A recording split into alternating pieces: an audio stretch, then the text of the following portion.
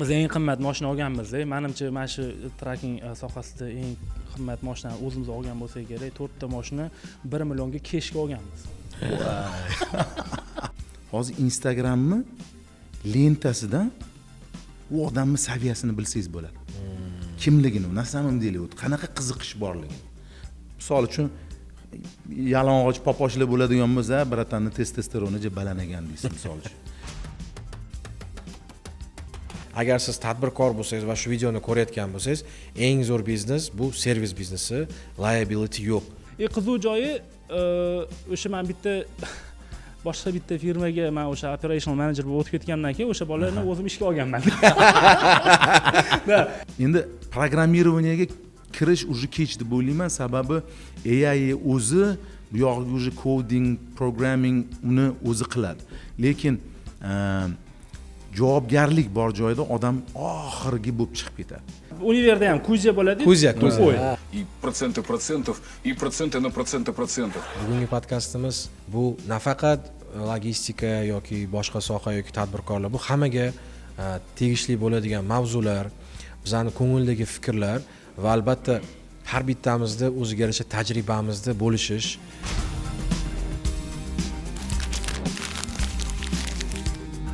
O'zi nimaga bozor shunaqa slabiy bo'lsa ham ularga yana narxini ko'taryapti o'zidan. Inflyatsiyada ular shunaqa roadmap'i bor. Har yil narx ko'tarilmasa, kompaniya не может находиться на рынке. Shunaqa strategiya qo'yib olgan. Har yili narx ko'tarish. Uni olayotgan odam bormikin deyman-da. Oladi. Albatta oladi, majbur. Chunki keyin inflyatsiya ham bor-da. Traklar narxi oshyapti hozir mana qancha 180 ming, 200 ming atrofida bo'lsa, bizni boshlagan paytimizda esda bo'lsa 135 ming, 120 mingdan ham yangi traklar olardik-da. Katta kompaniyalar 110 mingdan olardi. Men oxirgi olgan eng arzonim 170, 165, 172 bo'ldi. Bu ham na zakaz. Zavodga zakaz berdim. 2-3 oy kutdim, keyin keldi. Shunaqa. Hatto prosta shunaqa momentlar esimda bor. Meni juda o'sha turib qolgan paytda o'zligiga chiqib, arzon narxlarga o'sha 550 so'm bilan 550 so'm bilan 5,5 sent mana shunaqa deb aytgan paytlarni eslayman-da. Lekin eshitdim, bor ekan shunaqa. Hali ham bor. 550 dan olayotganlar bor ekan. Но это уже серьезные связи, там серьезный объем. Endi men shu yog'i o'zbekchilik bo'lsa kerak tam. Yo'q, объем, окей. Объем, Ты должен реально показать себя, deydi-ku. Может это миф. Может это mif. Biz eng qimmat mashina olganmiz. Menimcha mana shu trekking sohasida eng qimmat mashinani o'zimiz olgan bo'lsak kerak. 4 ta mashina 1 millionga keshga olganmiz. 4 ta mashina 1 millionga keshga olganmiz. Endi shunaqa bor 4 ta sherimiz. Короче, mashina olish kerak. Mashina olish kerak. Mashina yo'q bozorda. Mashina вообще yo'q. Bu narsa bozor pik o'sha payt. O'zi ahmoqlar shunaqa payt oladi. Endi bu ham pikida yurganda, aka. Bu eng gigantskiy piklarda yurganda. Bu yaxshi bilaman. Shunaqa moment bo'ldi. Keyin sheriklar olamiz. Короче, u ham mayli, u o'sha 4 ta mashinani 1 millionga olgan bo'lsak, uni расходi ham bo'lganda, расход deganimiz bizani o'sha paytda bittasi tushirgan konkretniy Samarqandlik. Ma'ni ayblamayin, sova. 217 ming dollar olganda bermagan. O'sha bola yo'q, misol. O'sha bola yo'q. То есть фактически 4 ta mashina 1 million 217 ming dollarga tushgan deb aytsa bo'ladi. Undan keyin yana gaplashdik, boshqa kanallar bilan o'sha gaplashib mashina olamiz yo'q deyishyapti. 4 ta sherimiz etonman-da sherlarga. Men aytdim, qo'yinglar, olmanglar, iltimos tursin. Mayli. Men yo'q, olsaychi, ertaga qimmatlab ketsa-chi deb qolishdi keyin. Men aytdim, давайте ham bunaqa qilamiz. Hozir 250 minglik mashina ertaga 270 mingga chiqsa dedim. 20 mingni men to'layman dedim. 250 minglik mashina 200 mingga tushsa 50 ming menga berasizlarmi deyapman. Shunaqa bilan keyin yo'q, o'sha qolgan ikkita mashinani olmadik. Lekin o'sha tarixda 4 tani lekin u olib bo'lingan edi, yana pul bor. Olaylik, hozir yana qimmatlab ketyapti. O'zi menimcha o'sha pikiga chiqib, men shundan keyin qaytib ketdi ham. 250 dan oshmadi. 300 ga olganlarni ham eshitganman o'sha paytda. Menga bir kun bitta og'aynimiz, endi ismini aytmayman, katta trakchi ham telefon qildi, o'rtoq dedi, 4 ta trak olyapman dedi. Nech puldan olyapsan desam, 225 mingdan dedi. Mana. Qilma o'shi desam, dedi, qilaman dedi. Necha dedi, hozir bozor yaxshi dedi. Ko'taraman. Bo'pti, mayli, o'zing bilasan dedim. Unda hammasi lizitdi. Shu 4 tani oldi. Keyin bir oradan 1 yil o'tgandan keyin telefon qildi. O'rtoq, ha, traklar oldim kechga deydi. O'shalarni qayerda sotsam bo'ladi dedi. Voy, biling dedim. Aziz do'stlar, assalomu alaykum hammaga. Bugungi podkastimiz Lucy Talks hamda O'zbek podkasti bilan kollaboratsiyada bizani qadrdon do'stimiz Assalomu alaykum hammaga. Rajabboy, ko'pchiliginglar Nima gap podkastini co-founder sifatida bilasizlar. Nima gap, nima gap, nima gap, nima gap. Are you okay, my friend? I'm really okay, my friend. Okay. Logistika dunyosida endi biz atrofimizdagi odamlar juda yaxshi biladi. Bir xil payt kirganmiz. Mendan ozgina oldin kirishgan Baxtiyor, men, Raju, Shuhrat hammamiz bitta jamoada ishlaganmiz. Shuning uchun nima deya olaman, bugungi podkastimiz juda ham qiziqarli bo'ladi. Biz o'sha boshlab yordik. Mavzu o'sha har bittamiz bosib o'tgan yo'l, nimalar qildik. To'g'risi ancha vaqt, necha yillardan beri, menimcha institutdan beri gaplashmagandik. Biznes haqida. Rajabboy bilan gaplashamiz. Hatto bitta sohada ishlaymiz. Nurzod akam bilan esa aziz do'stlar, sizlar o'zimning kanalimga chiqqan bir intervyuni ko'ruvdinglar. Orlandoda oluvdik.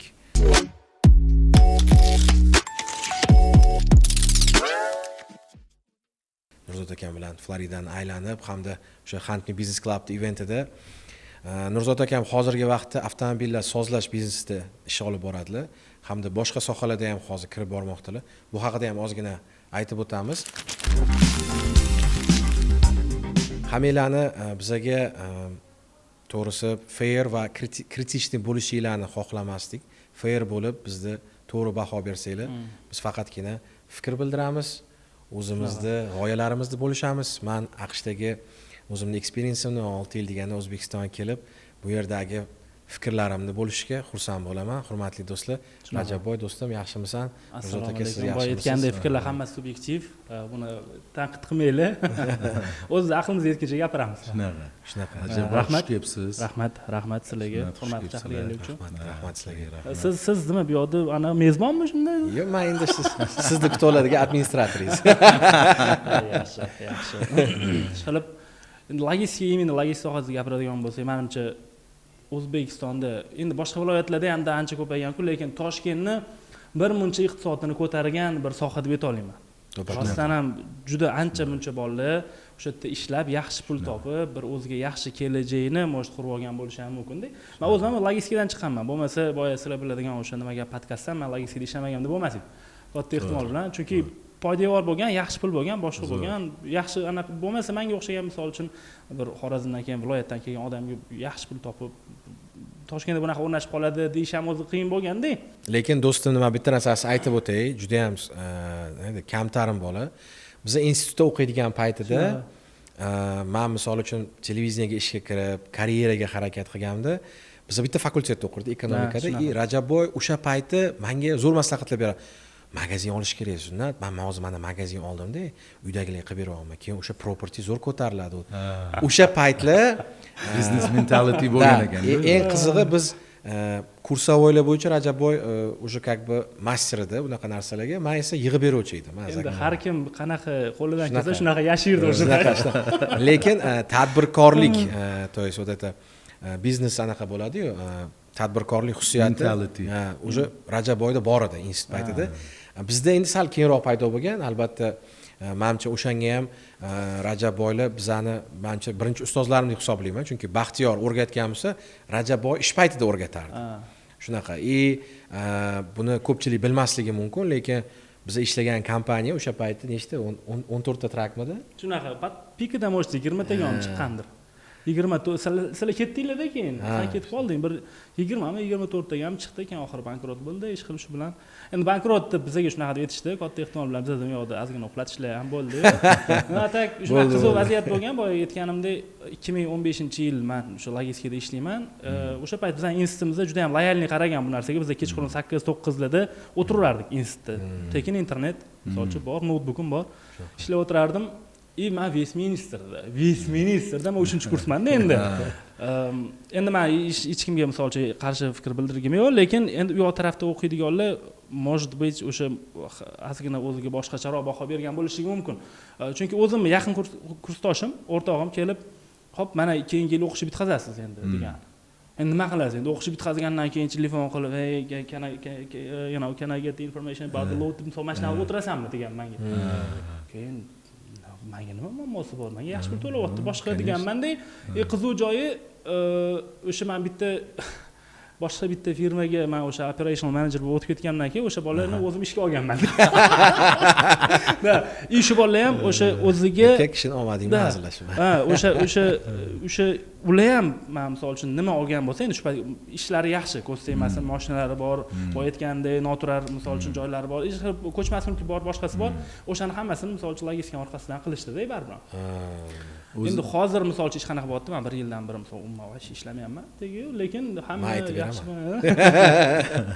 Bilasizmi, o'zi har bir katta qilingan ishi tegida har xil kichkina bir o'zini ta'sir qilgan ishlari borda. Mana bir bundan taxminan bir 30 yil, 40 yil oldin 5-6 ta odam yevreylar bo'lgan ekan. Tegi Samarqandda green cardni to'ldirib, o'zligi. Samarqandda green cardni to'ldirib, odamlarga to'ldirib berib, mana shu green cardni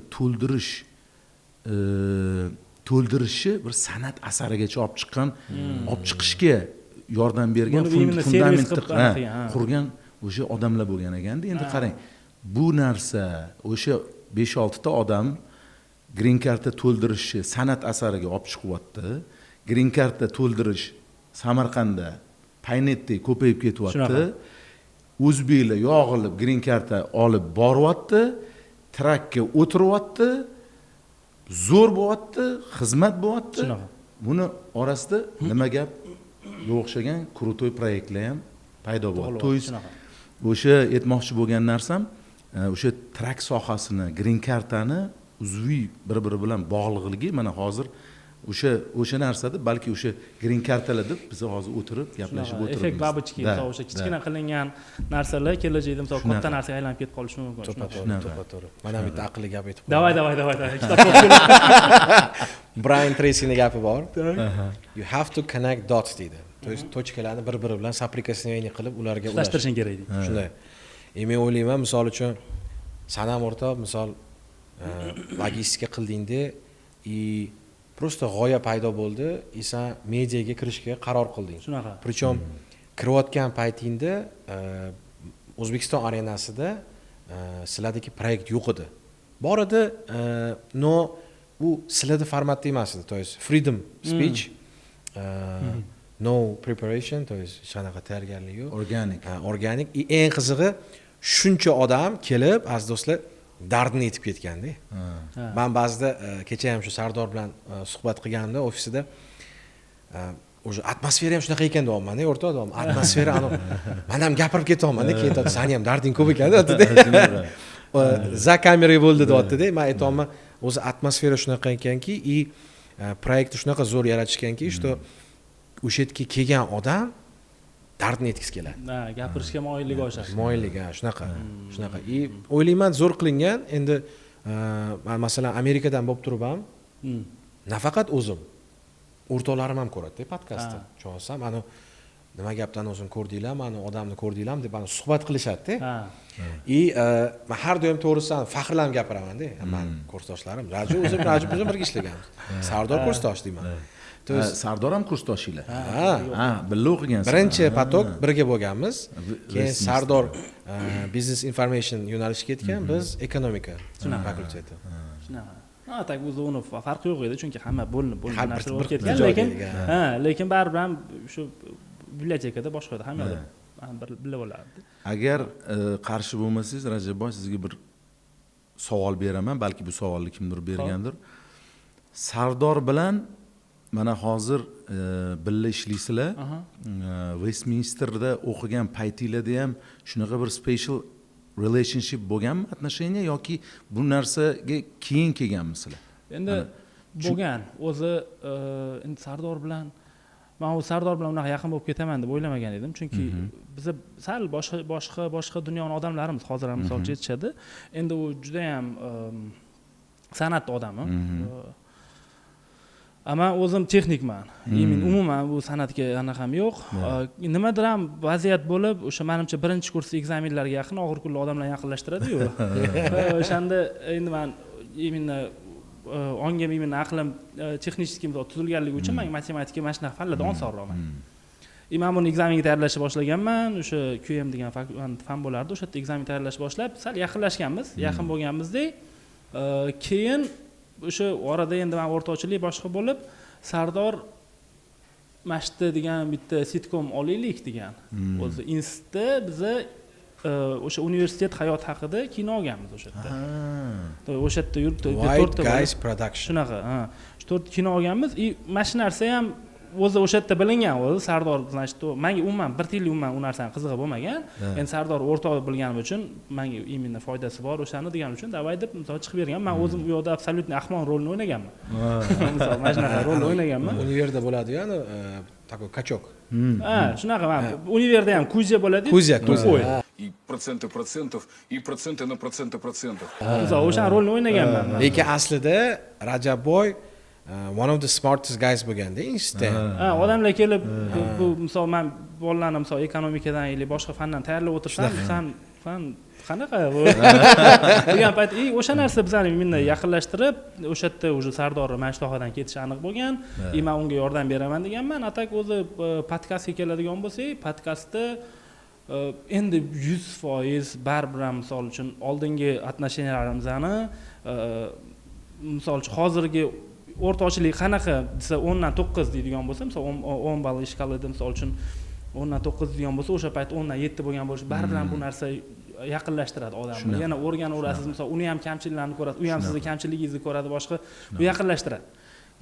Bilasizmi, mana siz gaplaringizdan menga shunaqa bir narsa kelyaptiki, demak sizlar ikki xil dunyoqarashli do'st collab qilishgan.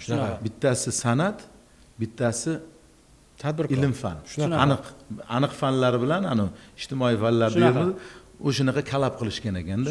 Malatsi. Men o'zimning fikrim, nima gap podkast haqida ko'p podkastlarni qarab ko'raman. Jay darajasiga yetadigan bo'lsa, yorib yuborgani mash. Shunaqa. Ochig'i, malatsi. Meni fikrim, shaxsiy fikrim, kimdir qo'shilishi mumkin. Bizning podkastimizda rasta bir-birimizga paxta qo'yishdan hozir iborat bo'lib qoldi. O'shaning uchun hozir bu paxtalar ham tugab bir-birimizni qo'llashni boshlaymiz hozir. Qo'llashni boshlaymiz. Shunaqa qo'shilaman bu gapga, chunki bu reklama emas yoki nimadir yasalgan narsa. Prosta anaqa mazza qilyapman-da o'sha. Endi to'g'risini aytish kerak-da, o'rtoq. Masalan, men samolyotda eshitadigan podkastni biladi. Download qilib qo'yaman, eshitib yuraman. Chunki anoda endi birinchidan знакомый голоса. Ikkalasi ham ko'rmasam, уже mimikasini bilaman. Rajabboy unaqa gapiradi, Sardor kechirasiz deb gaplashadi. Kстати, o'rtoqlar orada aytib ketay, ko'rsatuvimizni homiysi Santal, faqat bularni o'zligini xabari yo'q. Yangi yo'nalishda mana reklama qildik. Bularni reklama qilib beryapmiz, ular o'zligini insofi bo'lsa kelib shartnoma qilib ketadi. Shunaqa. Yaxshi ekan lekin. Hop, shunaqa qilib, trackingda nima gaplar bor? Hozir har bittamiz bitta sohada ishlab turibmiz. Tracking to'g'risini aytsam, aziz do'stlar, данный moment juda ham katta depreciation stadiyasida. Ko'p kompaniyalar, ko'p shu sohada ishlaydigan bolalar ham sezib bormoqda. Narxlar ham pastga tushgan. Endi xudo xolasa Thanksgiving kelyapti, o'sha День благодарения. Menimcha o'sha kuni ozgina pik ko'rishga imkoniyatimiz paydo bo'ladi, lekin meni o'ylashim bo'yicha dekabr yaxshi bo'lishi kerak, chunki bozordan juda ko'p igroklar chiqib ketdi. Bozordan juda ko'p haydovchilar chiqib ketgan va aynan hozir ishlashga imkoniyati bo'lganlar to'g'risi dekabrda zo'r возможности bo'ladi. Lekin bitta ko'pchilikni qiynaydigan moment hozirgi vaqtda bu o'sha qonun qoidalar. Administratsiya tarafdan qo'yilgan qonun qoidalar juda ham ko'pchilikni qiynab qo'yapti. O'zgarish bo'ldi o'zi. Tariflar ancha-muncha katta qilib qo'yildi. O'shanda biz to'g'risi volume based, to есть bozordagi ob'yomni juda qattiq sezdik. Va ish ta'minlash bo'yicha ham kompaniyalar ishchi olmay qo'ydi. То есть ko'pchilikda ketayotgan doimiy kvartalniy o'sishlar to'xtab qoldi. To'g'risi, bu narsani hamma sezdi. Bu narsani hamma sezdi. Aniq qilib ayta olmayman, umid qilaman keyingi yil qanaqadir yaxshiroq o'zgarish bo'ladi deb o'ylayman. Meni predictionim, albatta men adashishim mumkin, lekin ko'p ekspertlar bilan suhbat qilganimda bitta gapni aytishyapti. Qiyinchilik va qattiqlik orqali kompaniyaga, to есть Amerikani logistika bozoriga yaxshigina bir o'zgarishlar berishmoqchi degan fikrda yuribdi. Что mana shu страховой polislar juda qimmat bo'lib ketdi. Вообще qimmat bo'ldi. Ko'p kompaniyalarda отказ oldi. Police insurance manimcha vash tepaga chiqib ketib qolibdi. Juda ham, почти 3 barobar tepaga chiqib ketdi, 4 barobar tepaga chiqib ketdi. То есть bir yilda buncha o'zgarish berish, davleniya berish kompaniyalar uchun juda bir qattiq stress bo'lib keldi. Endi aziz do'stlar, nolimaymiz. To'g'risi. Soqqani uryapmiz. Nima nolimiz? Keyin nolimiz. Shunaqa. Yana bitta ikkita faktorni aytib o'taman. Mana agar Trump tog'amiz xudo xolisa Rossiya bilan urushni to'xtata olsa, Rossiyadan sal sanksiyalar yechilsa, salarkan narxi yana bir $2 ga tushsa, yaxshi bo'lardi.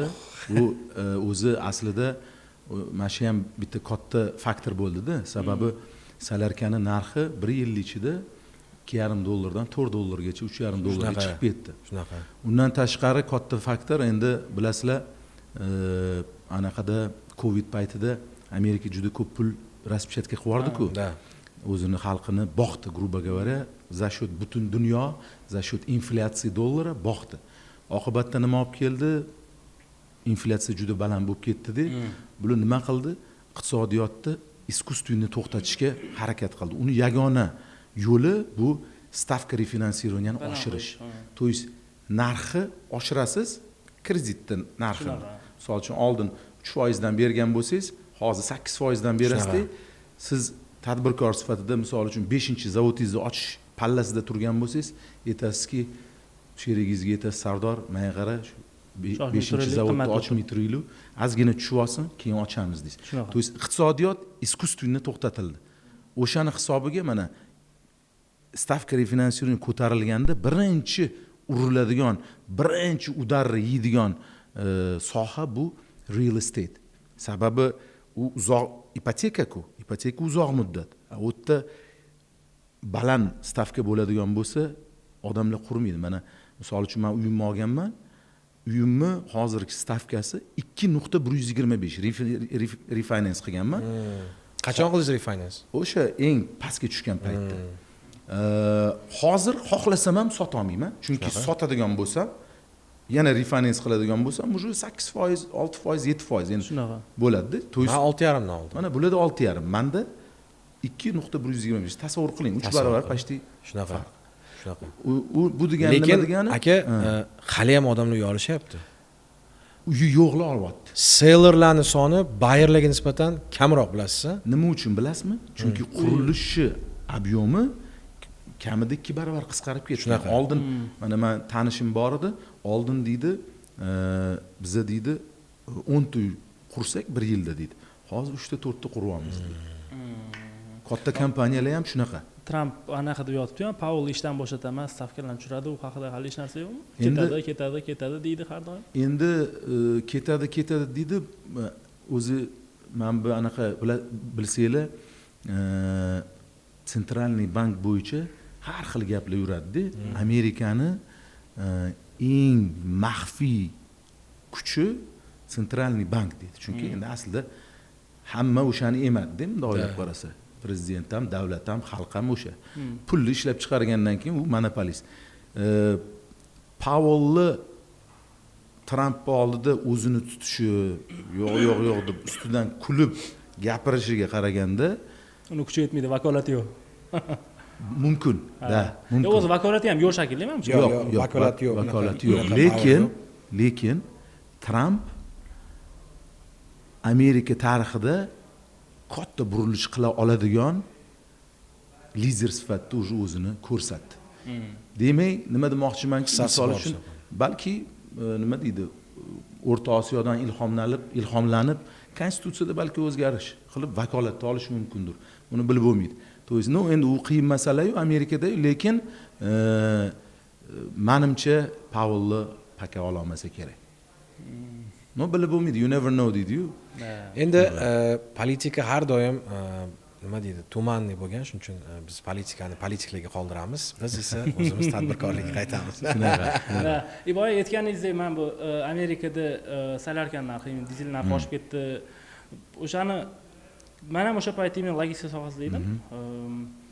O'zim researchimni qilganimda, misol uchun mana Rossiya Ukraina urushi boshlanib ketib qoldi, keyin dizel ko'tarilib ketib qoldi Amerikada. Men o'zim researchimni qilganimda Amerika unaqa katta foizda imенно ulushida Rossiyadan anaqa import qilmaydi-da, solarkan. Qilmaydi, sababi nima bo'ldi? Mana urush boshlandi-yu. Rossiya sanksiya ostiga tushdi-da, katta kompaniyalar, yevropeyskiy ekan, Yevropa в основном, Yevropa 90% Rossiyadan olardi. Yevropa Amerikaga sanksiya qo'ygandan keyin Yevropa ololmay qoldi-da, Amerikadan olishni boshladi. Amerikada kapitalizm-ku, Amerikada talab oshgandan keyin narx nima qiladi? Bang'illab uchadi. To есть Yevropa o'sha 90% o'sha Rossiyani dizelini o'rniga Amerikadan olishni boshladi. U Amerikadan kelgandan keyin o'zida talab oshib ketib, qimmatlashib ketdi. Amerikanskiy kompaniya Yevropaga qimmat sotgandan keyin o'zini ichki bozoriga ham qimmat sotadi-da. Shunaqa. Da. Shunaqa bir ne regulirованный joyi bor. Chunki agar arzon sotsa o'zini anaqaga, Yevropeylar aytadiki, "Sen nimaga arzon sotyapsan u yo'qga?" deydi. Bizga qimmat sotyapsan deydi. O'shaning uchun o'sha ularda neftni xullas narxi oshib ketdi, dizelning narxi oshib ketdi. Orada Putin akamiz deb biz ham jabr ko'rdik deydi. Shunaqa. Endi men o'sha paytda nimagadir ham bu endi buni conspiracy theory deydi-yu, men shunaqa deb o'ylaganman endi o'zimcha, men kichkina aqlim bilan, chunki bular unaqa qilmaykan dedim. Shunaqa ikkinchi udar ham bo'lganda, u yoqda misol uchun Amerikada dizel narxi oshishi, bu misol uchun bizning O'zbekistondagidek misol bang'illab misol oshsa ham biz oshibdi deymiz. Misol bitta kimdir ham post qilib urushib beradi, boshqa qiladi, nima bo'lyapti deydi. Bu imенно Amerikada iqtisodiy jihatdan qaraganda juda ham katta udar. Juda ham. Odamlarga, o'sha yerdagi aholiga endi ular juda ham qaranglar, oddiy bir narx oshishiga shuncha janjal qilish, ular olmay ekan. Bu iqtisodiy nestabil holat. Shunaqa. Anaqa betinlar ekanda ularda. Ular o'sha pulini biz o'sha har doim sandiq qo'yib qo'ygan pulini rostdan ham ishlatmay, misol o'tirar ekan, biz o'shani boshida sezganmiz-da, konkretniy. Mana dizel oshdi. Dizel oshyapti. Xo'p, mayli dizel oshsa ham misol yuklan soni turishi kerak. Yuklan soni ham turmayapti. Odamlar narsa olmayapti-da. U ikki taraflama bang kelganda o'shanda.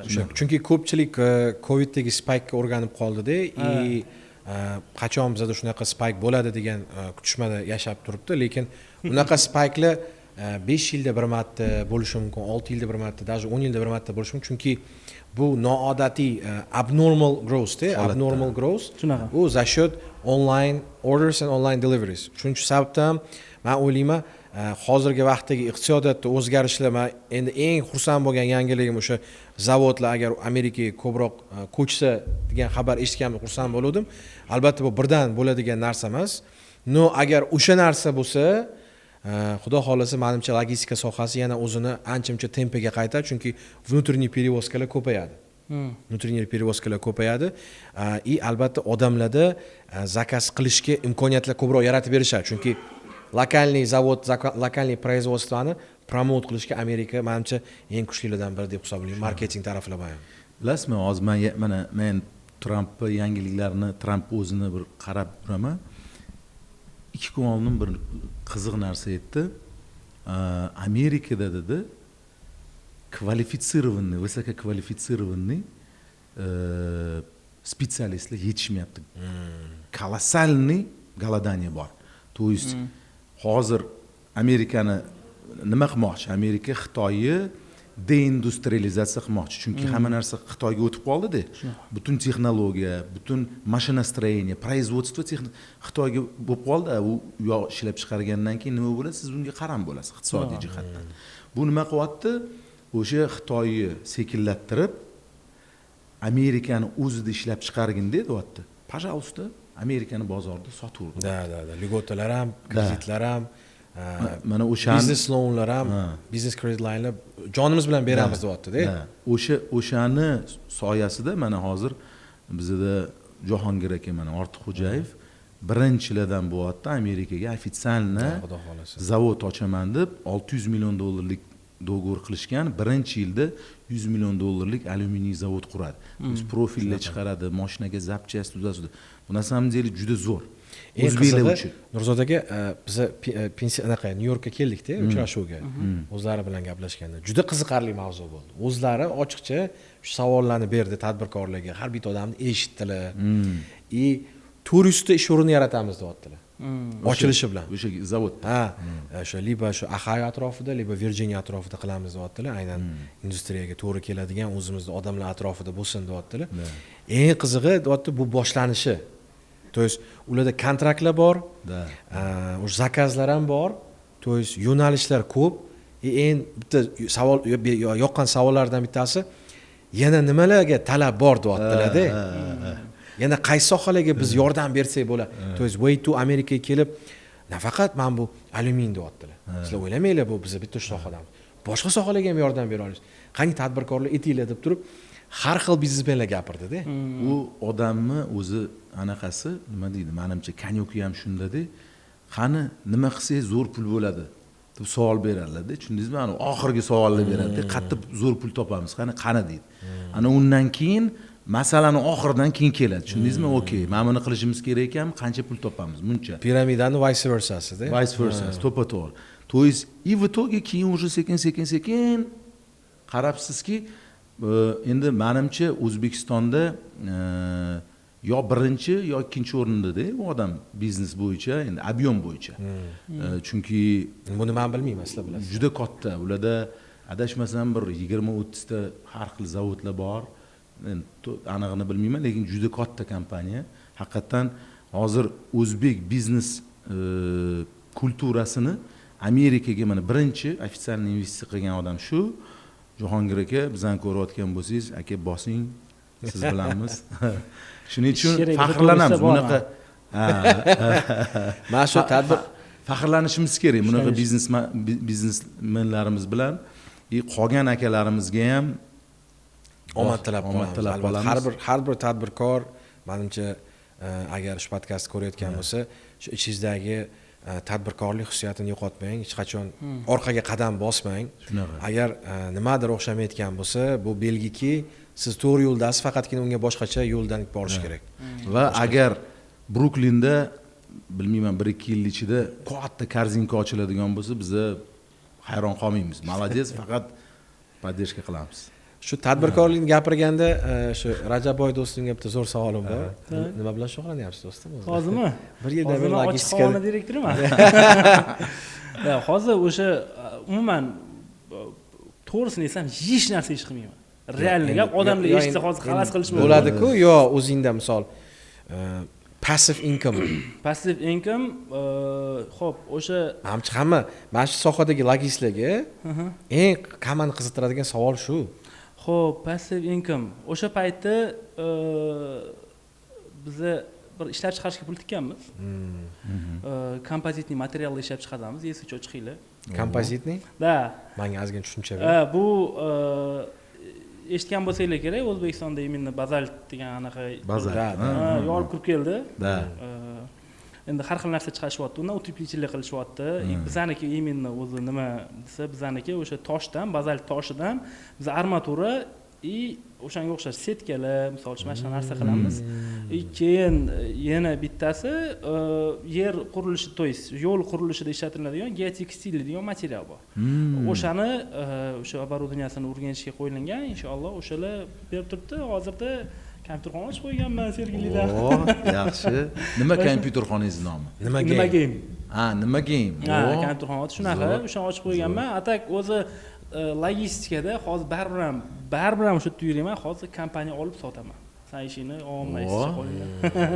Mana kompaniya olib sotaman, boshqa anaqa yo'q. Amazoningiz bormi? Amazoni bor. Amazoni bor, Amazoni yo'q, kompaniya o'zi, Amazonni o'zi, kompaniyani o'zi, kombo ish qilib har xildan bor. Men esichu edi.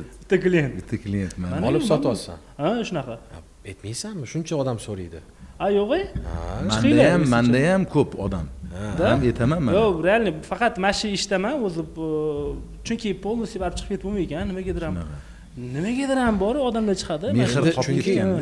Baribir misol 10 yil bir sohada ishlab turib ism yaratgandan so'ng undan chiqib keta olmaysan. Qiyin. Kстати, yana yaqinda o'ylayapman, eskitda ishlagan bizda xato bo'lganda, qattiq xato ish bo'lgan bizda. Biz o'zi ishimizni boshlashda servisdan boshlaganmiz-da 2020-yilda sentyabrda edi. O'sha ketdik, biz servisdan boshlaganmiz. $8 pul kelardi. Ikkita bola boshlaganmiz, 10 ta trak, ikkita bola, men 12 soat, 12 soat 7 kun ishlardik. 8 so'm pul kelardi, lekin juda shirin pul bo'lgan, rostdan ham.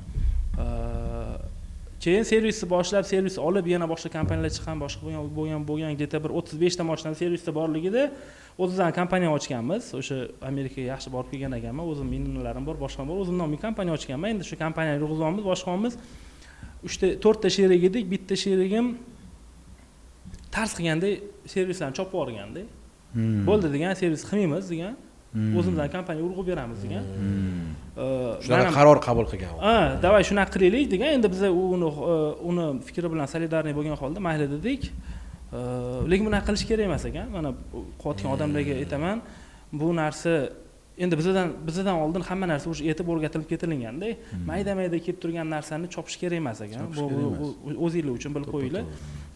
Biz o'shani chopib bordik, tars chopib bordik, o'zimizdan kompaniya urg'izdik, yomon bo'lmadik. Lekin qancha bo'lmasa ham delegировать qilib, kimnidir qo'yib, o'zi shunaqa edi aka. Qilsalar ham bo'ladi. O'zi shunaqa edi.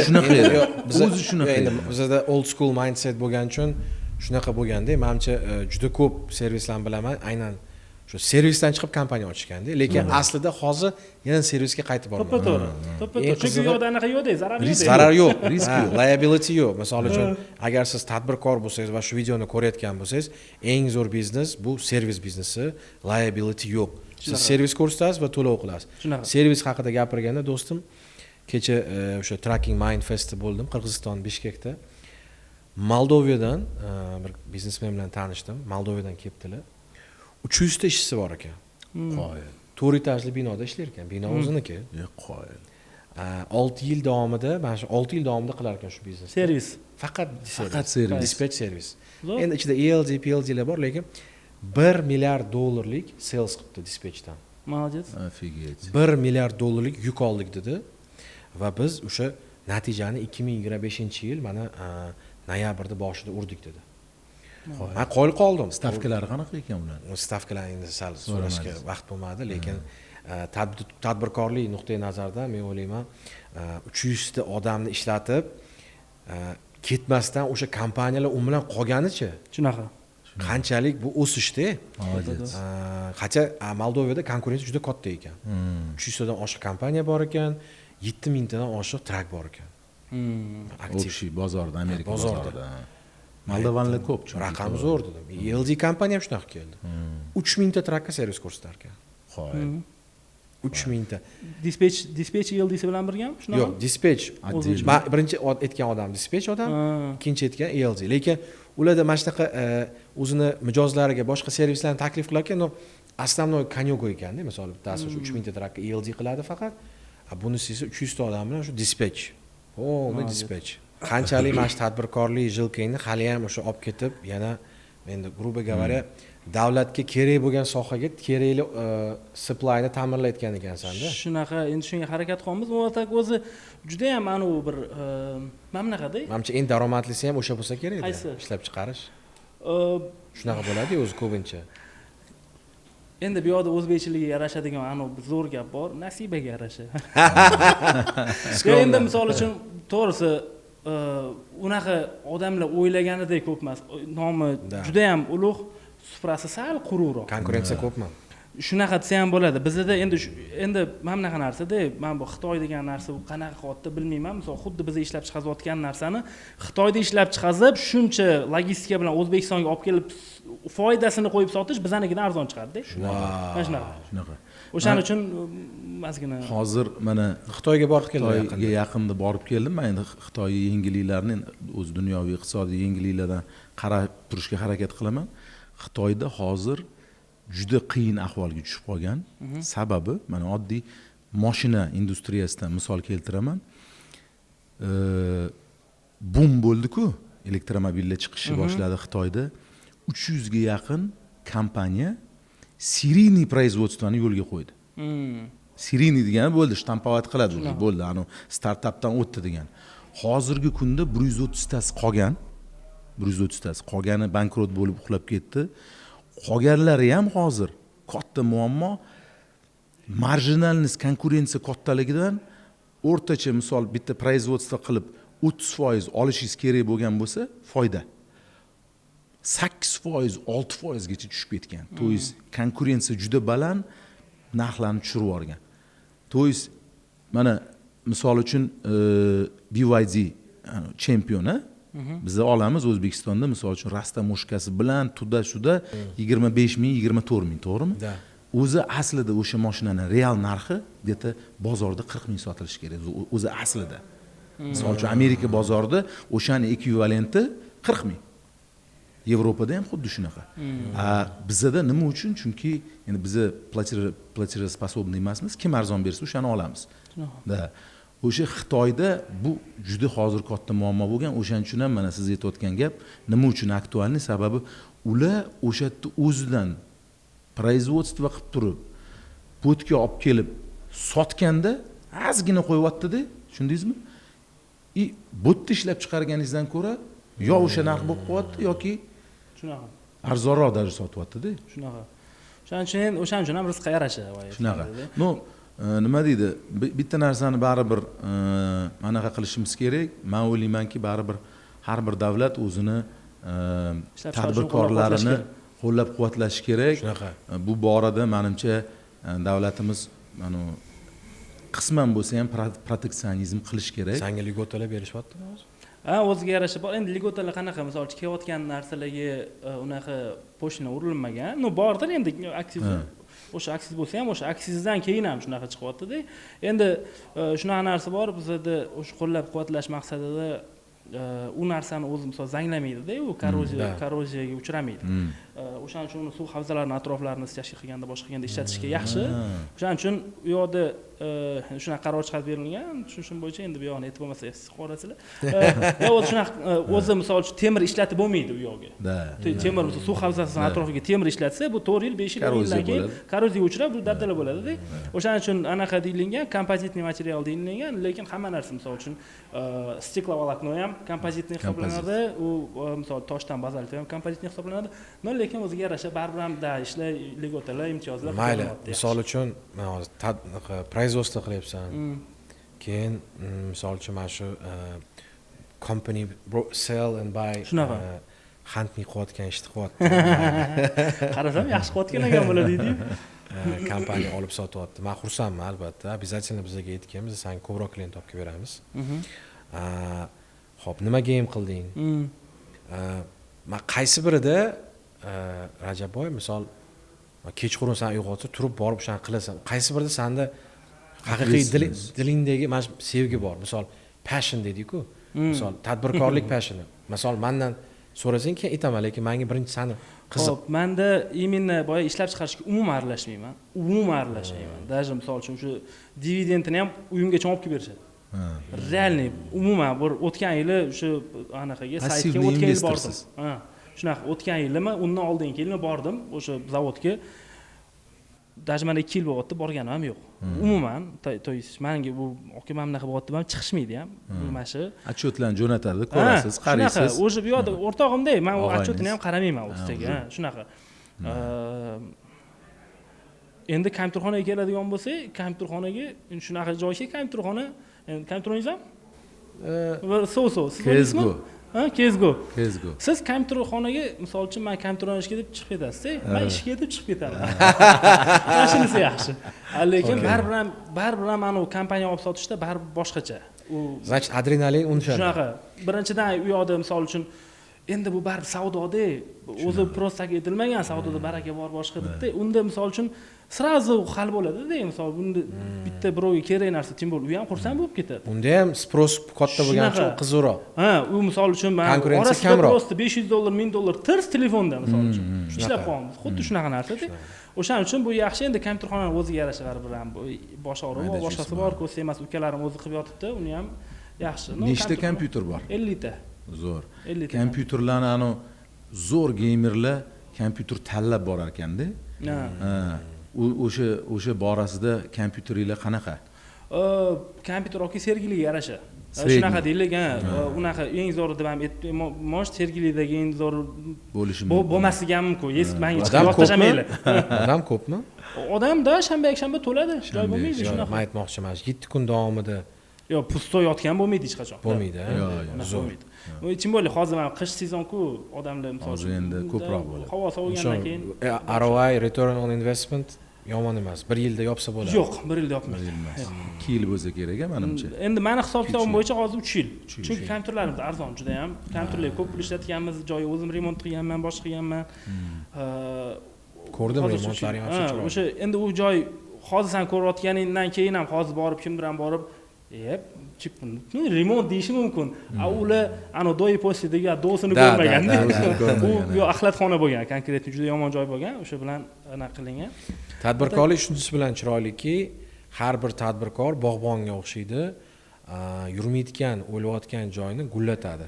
Men o'ylayman, har bittamiz o'shaning uchun tadbirkorlik bilan shug'ullanamiz, chunki oxirida o'zimiz qilgan mehnatni ko'ra olish imkoniyatiga ega bo'lamiz. Даже o'sha restoran, kafe, maktab nima qilsanglar ham yurib ketmasa ham, lekin do'y postli aytganingdek bo'ladigan rasm, menimcha farzandlarimiz ko'rsatadigan bir faxrlikda. Shunda to'g'ri, men misol uchun arendada o'tiribman-da. Men har safar xursand bo'ladigan narsam, yoki ko'rayotgan bo'lsangiz, har doim ana odam kelganda xursand bo'lganda, aytgan o'g'lim ham kelibdi deganlar, Rajabboy молодец dedi. Ana endi bitta odam qurib qo'ygan zaniyasi, unga qancha mehnat qilib boshqa qurgan, uni boshqa qilgan, u yo vashi molxona bo'lib yotibdi-da. Necha yil shunaqa holatda turgan? Menimcha o'sha 5 yil bitta arendator o'tirgan, u yoqda mendan oldin ham kompyuterxona bo'lgan. Keyin o'sha oxirida men tushunishim bo'yicha endi reinvestировать qilmagan. Hech narsa qilmagan. Endi shu sizlar tushunishinglar uchun u tagida kafel bo'lmaganda, linoleum degan narsa bo'lgan, arzonroq. Linoleum qo'yilganda, xonalari bo'lgan. Endi men arendaga olib bo'ldim, kirib ko'rdim deb boshqada, keyin kirib aylanib yuribman. Nima bo'lyapti ekan, qanaqa joy bo'lsa deb yana kirib aylanib yursam, bitta xonasida polda 4 ta teshik bor-da. Linoleum teshik, keyin beton teshik. Betonda mana shu o'yilgan joyi bor. Tagiga birinchi etajga tushib ketmagan, o'zi ikkinchi etajga. Lekin teshik ham bunaqa. Aytdim, buni nima qilishmoqchi bo'lgan ekan? Nimaga bu yoqni teshishgan o'zi degan xayol bilan anaqa qilganman-da. Nimaga unaqa bo'lgan? Linoleumni olib tashlab, ani devorlarni buzib tashlagandan yorug'lik kirgandan keyin xonaga, endi svetlarni o'chirib qo'ygan bo'lgan, yorug'lik bo'lgandan keyin ko'rdim, shu u yoqda odam oyog'ini mana bunaqa qo'yib o'tiraverganidan oyog'ini tegi teshilib ketgan-da. Bu oyog'im qanaqa oyoq bo'lishi kerak ekan? Endi ko'p o'tirilgan, qaralmagan shu darajada, mana shu o'tirganida oyoq ikkita oyoq qo'yadigan, ikkita teshik, bu yoqda ikkita teshik, mana shunaqa bo'lib teshilib ketgan, ana joy. Men aytdim, bu bunchalik. Shunaqa endi joy bo'lgan, lekin yaxshi, ko'z tegmasin. Atak o'zim ham mana shu tadbirkorlik haqida gap ketganda, o'z boya gapirmoqchi edim buni. O'zi odamlar mana bu bittasi puli yo'q, nima qilsa bo'ladi, anaqa o'zi ikki xil jamiyatda ikki xil odam bor o'zi. Bittasi puli yo'q, nima qilsam pul topaman deydi. Ikkinchisi puli bor, pulimni nima qilsam bo'ladi. Hech qaysi bilmadim, juda kam mana shu hamma tema qidirib yuribdi-da, konkret. Lekin bir-biri bilan persikatsiya qilishi ham qiyin bo'ladi. Ha, persikatsiya qilishni ham men misol uchun даже u odamlarni bir-biri bilan uchrashtirish kerak deb ham o'ylayman. Ikkalovi ham o'zi topish kerak. Ha, qilish kerak-da. Lekin ular bir-birini o'zi topish kerak. Men misol startaplar hozir shunaqa bo'lyapti. Kimdir puli bor, kimdir ideyasi bor.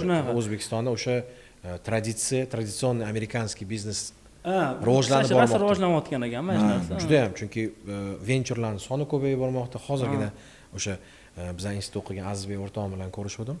U ham United Venturesda ishladi, hozir o'zini VC'sini ochdi. Startaplarga anaqa qilishdi. O'shanda bondi egasi Bekzat aka ham o'sha kishi bilan ham uchrashuvimiz bor edi. Rosa gaplashdik-da. Kulturalar haqida, misol biznes qanaqa bo'lyapti. Men to'g'risini aytaman, O'zbekistondagi o'zgarishlar juda zo'r. Ajoyib tarzda kattarish, O'zbekistondagi imkoniyatlar, misol biza ishlab yurgan paytdagi imkoniyat umuman boshqacha bo'lgan. Biza o'sha bir oyda не даст мне соврать, $400-500, maksimum $1000 logistika sohasi topsak, bizlar uchun xursandchilik edi. Vashi 5 Hozir esa bolalar bu narsani juda ham oson topib turib, o'shanda ham ishlatish imkoniyati ko'payib ketgandan, to есть debit kredit вообще ko'tarilib ketgan. O'ylayman, mana shu finansiviy bilim ko'proq ko'tarilsa, mana shu narsa yanada kuchli bo'la oladi, chunki O'zbekiston men endi ko'rishim bo'yicha Yaponiyaga o'xshagan bir davlat bo'lyapti, tez rivojlanish, proyektlarning ko'payishi va boshqa davlatlar zainstitut qilgan strategiyalar. O'sha strategiyalar zo'r ishlab bormoqda. Real estate'ga keladigan bo'lsak, mana joy olibsan. Agar shu videoni ofisi borlar ko'rsa, bizlar ham Lucid Logistics Academy'ga ofis qidiryapmiz. Vukutga agar sizlarda shunaqa bo'lsa, bo'lib to'lashga imkoniyat biz ko'rib chiqardik va men ham xursand bo'lardim. Undan tashqari o'zimga ham uy qidirib yuribman, to'g'risi. Bu kelishimga uy olish uchun Toshkentdan endi o'rtaroq joyda olmoqchiman, shu kamroq mashina haydamoqchi emasman, chunki mashina haydash qiyinroq ekan. Unda birinchi qiyin bo'lib qoldi Toshkentda. Unda birinchi ofis soling-da. Keyin tepasida uyda. O'sha yon atrofida. Shuning uchun agar sizlarda tanishlar bo'lsa, sizda ham, sizda ham обязательно xabar beringlar. Lucid ishlari qanaqa bo'lyapti o'zi? Lucid yomon emas. Endi singlim boshqargani uchun nima deydi, stabilni ketyapti. Stabilni o'rgatishadi. Endi baribir men xohlagan narsalarni mana Xudo xolasa endi O'zbekistonga kelib amalga oshirmoqchiman. Amerikadagi egallagan bilimlarimizni, Amerikadagi bo'lgan tanish bilishlarni bu yoqqa olib kelib, o'sha education sohasiga integrirovать qilmoqchimiz. Bu o'zi rebranding bo'ldi-yu, to'g'rimi? Oldin boshida Picasso bo'larmidi? Picasso. Endi u birdan bo'ldi. Nimaga unaqa bo'ldi o'zi? U yerda legal issue bo'ldi. Ozgina, masalan, Picasso licensed ism bo'lgani uchun bizada patent qilayotganda muammo bo'lishi mumkin. Hozir misol uchun Lucid Logistics Academy ismi ham, Huntmin ismi ham, Hunter ismi ham patent bo'lgan. Patent bo'lgan. Biz O'zbekistonda ham. O'zbekistonda patent qilingan. Hozirgi vaqtda o'sha Qirg'izistonda ham biz Huntmini web versiyasini prezentatsiya qildik. Birinchi bo'lib registratsiya ofitsialni ochdik. Endi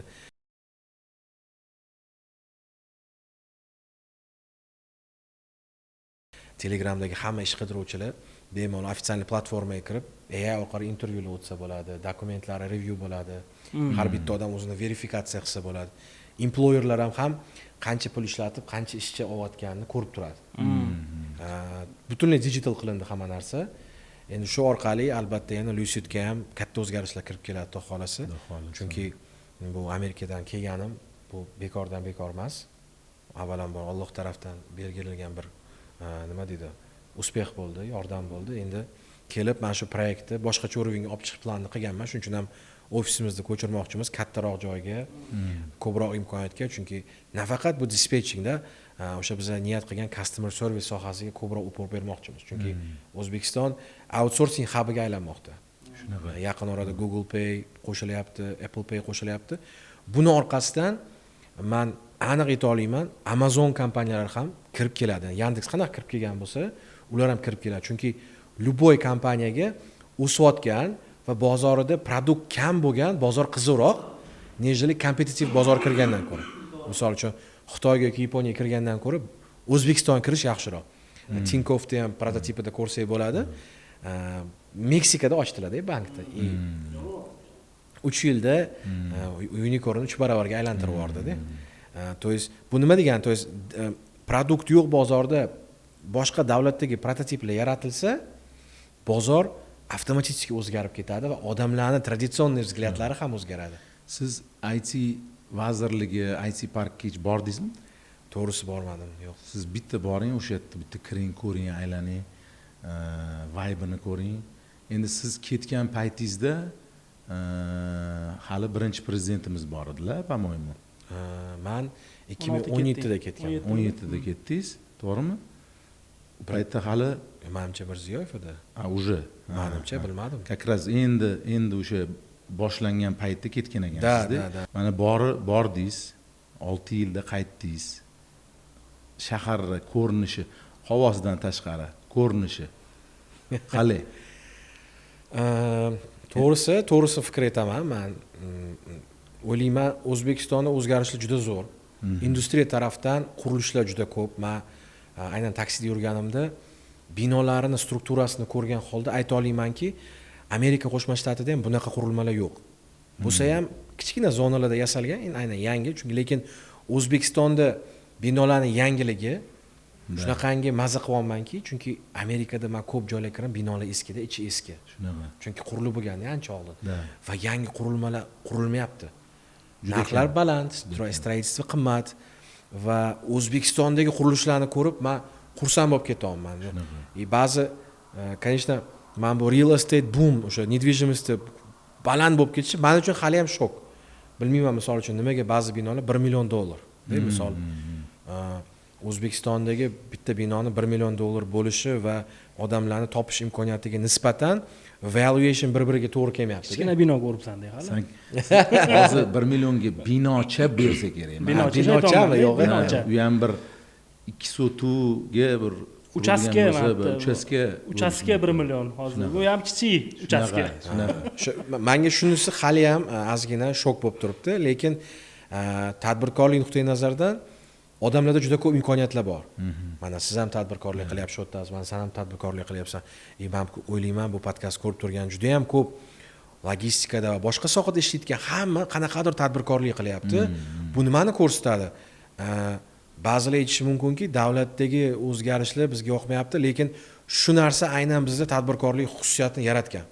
Men ham misol uchun O'zbekiston farzandi bo'lib, Amerika Qo'shma Shtatlarning rezidenti bo'lib, u yoqda o'sha narsani ishlatib, amerikanislar bilan tajriba almashmoqdaman-da. Ular bizlar qilgan natijalarni ko'radi-ku. Turdi til bilasanmi deydi-da. U amerikanslarga bu yangi. Misol magistratura bilan ketganman. Magistratura o'qiganmisan? Bakalavr ham o'qiganmisan? Qachon o'rganding uni qilishga? Hozir biznes qilyapsan. Yoshing nechida? 30 da. Necha yoshda boshlagansan deb hayron qolishadi-da. Men o'ylayman, baribir o'sha o'zbeklarni vujudi, kuchi juda bir mana zo'rda, bir ajoyib. Har bitta davlat o'zining yo'lini topib ketadi. To'g'risi, men bu особый уникальность, unique deydi-da, unique nation. Bilasizmi, mana siz как раз ketgan davringizda mana hozir ko'p narsalarga mana oddiy sizga aytaman, ob-havoni mendan so'rashadi. O'rtoq deydi, men nima uchun ob-havo yomon? Birinchidan qurilish ko'p.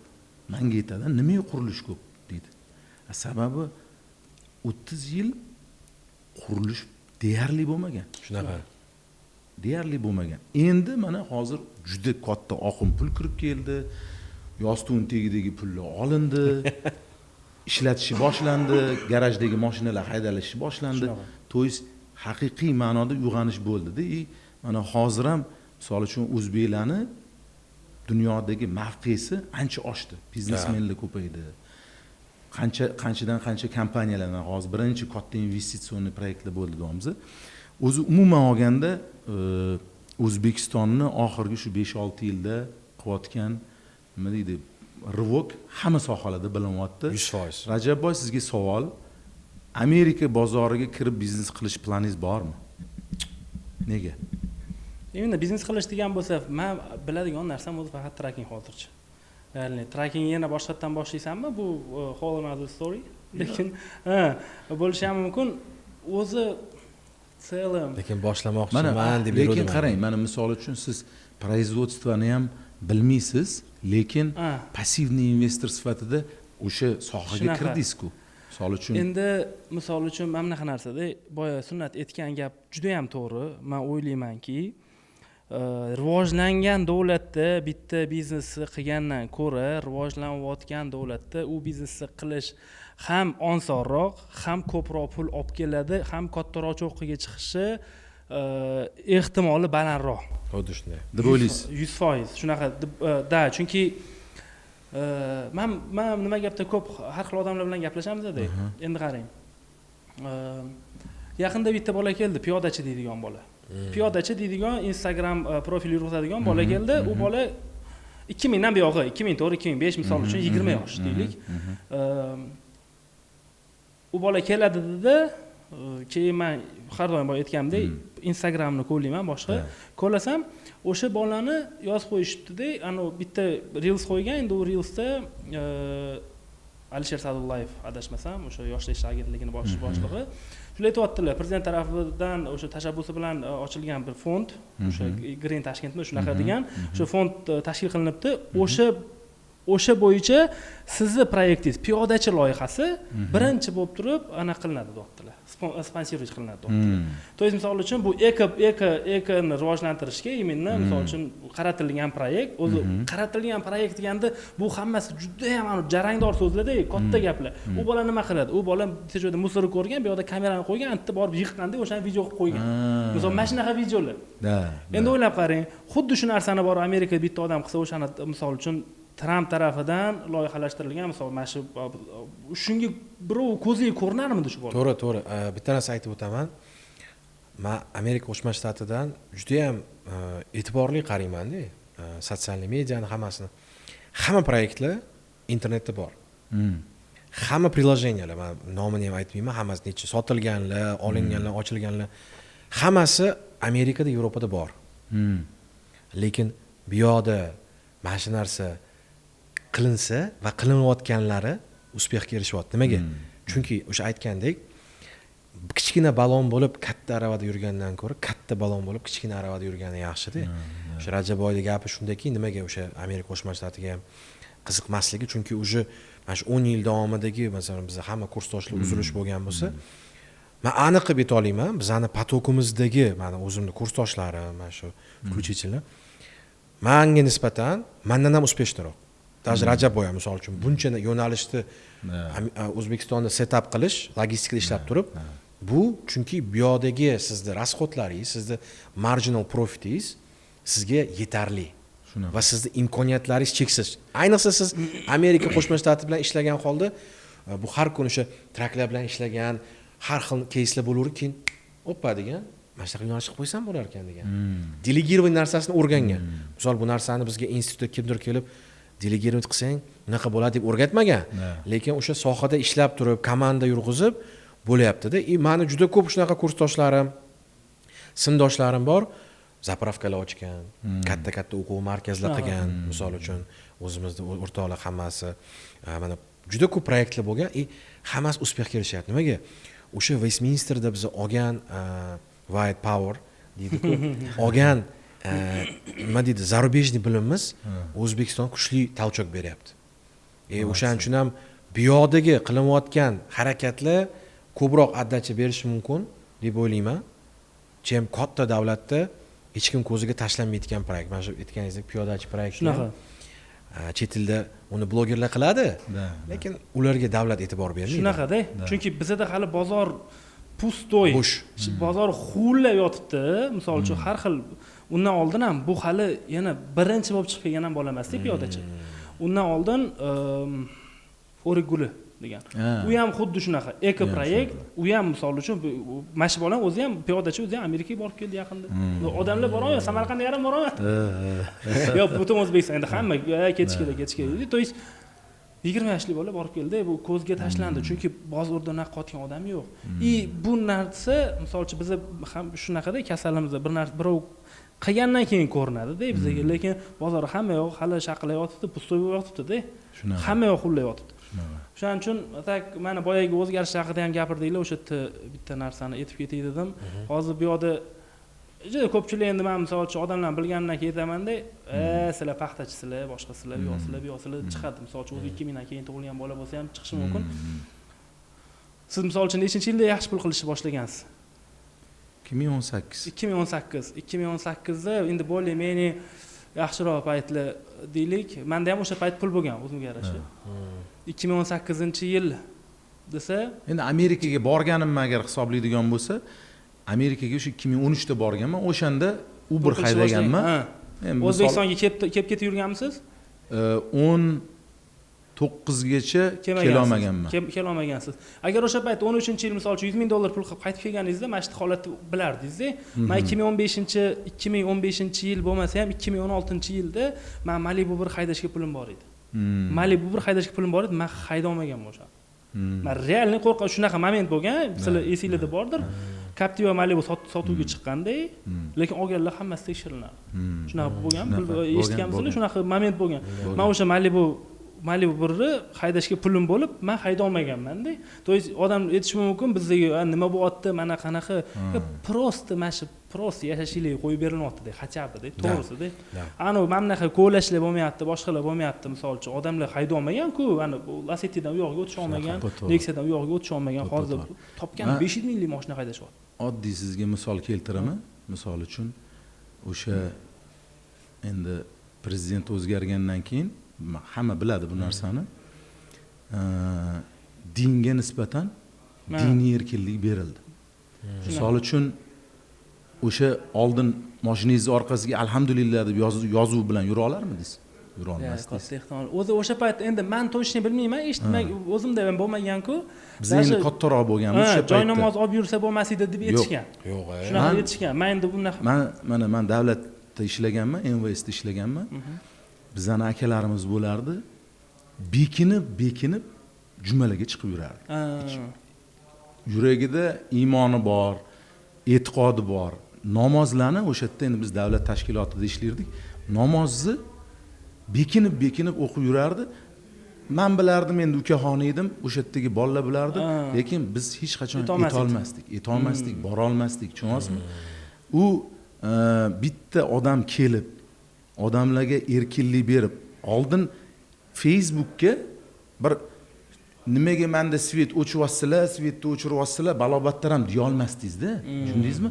U paytda hammasi go'zal, hammasi yaxshi bo'lardi-da, tushundingizmi?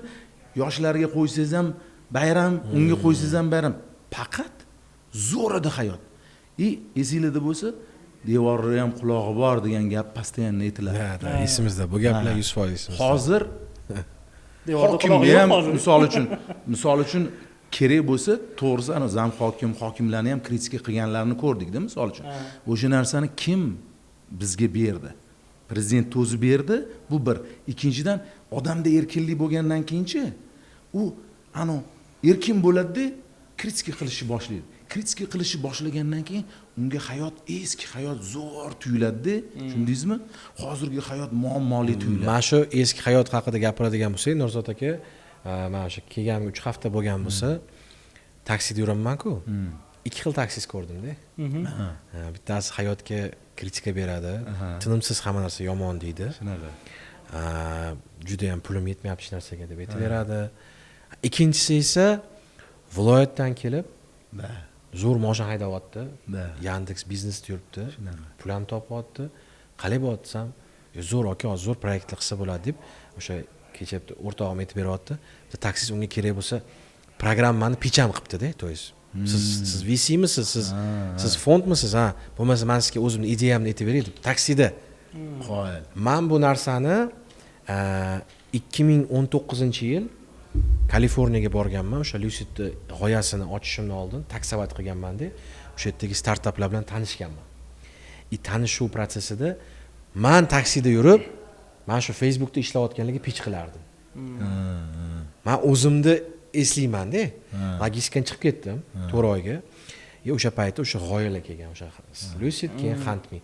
Aynan o'sha Silicon Valleyda yurib 21-22 yoshli bolalar katta mablag'dagi pullarni topganini ko'rib, men bilganmanki, hozir O'zbekiston shu narsa bo'ladi. Shuning uchun ham o'ylayman, baribir 2 ga bo'linyapti-da ahvoli. Kimdir o'zgarishlarda kritika ko'ryapti, kimdir esa bu narsani yaxshi taraflama deb ko'rishyapti. To'g'ri. Atak o'zi nima qilish kerak deyshadi. Mana misol uchun menimcha o'zi ideyami? Nima qilish kerak deydi. Nima qilsin odamlar? Men puli yo'qlar bor, men puli borlar bor, nima qilaman? Ayting. Nima qilish kerak deydigan bo'lsa, birinchi o'rinda ilm olish kerak. Ilm olish kerak. Sababi sizni omadli bo'lishingiz uchun ikkita yo'lingiz bor-da. Yo boyi bolasi bo'lishingiz kerak. Yo zo'r ilmli inson bo'lishingiz kerak, yaxshi ilmni olishingiz kerak, biron bir yaxshi kompaniyaga ishga kirishingiz kerak, o'sha soha bo'yicha zo'r bo'lishingiz kerak, yo sizga kompaniyalar siz manda ishlash kerak deb siz uchun talashish kerak, yoki bir 10 yil 15 yillik opitingiz bo'lsa, o'sha kompaniyaga o'xshagan kichkina bir kompaniya ochib tadbirkor bo'lishingiz kerak. Endi ikkita yo'l offer qilyapsiz, odamlarga taklif qilyapsiz. Asnova ikkita. Hop, birinchi yo'li nima? Birinchi yo'l ilm. Ilm, ikkinchisi firma ochish.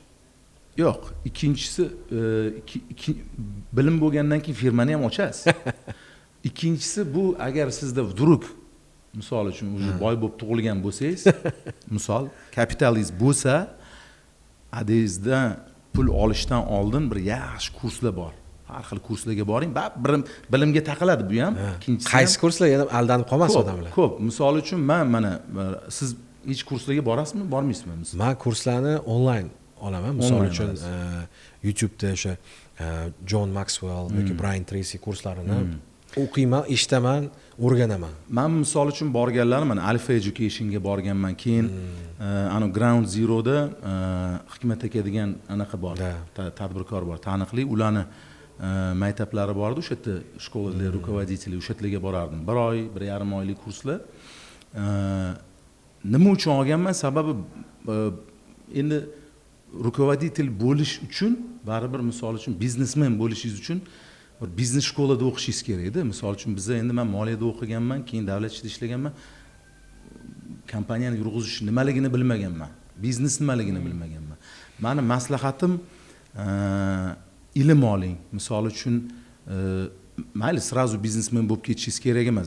Srazu biznesmen bo'ladigan bo'lsangiz 100 ta jaydari biznesmendan bir 2-3 tasi tirik qoladi-da. Ilm orqasidan ilmli biznesmenlarni bir 70 tasi qoladi 100 tadan. Zo'r. O'shaning uchun baribir ilmga taqaladi.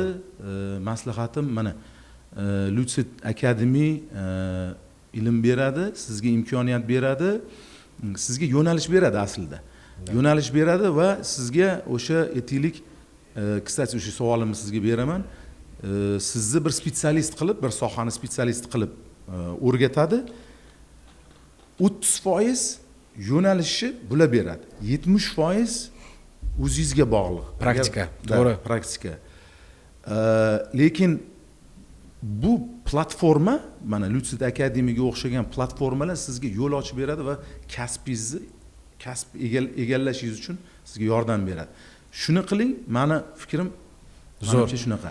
Bu narsa unaqa smoothly reklamaga aylanib ketishini men bilmagan edim. Bunday reklama.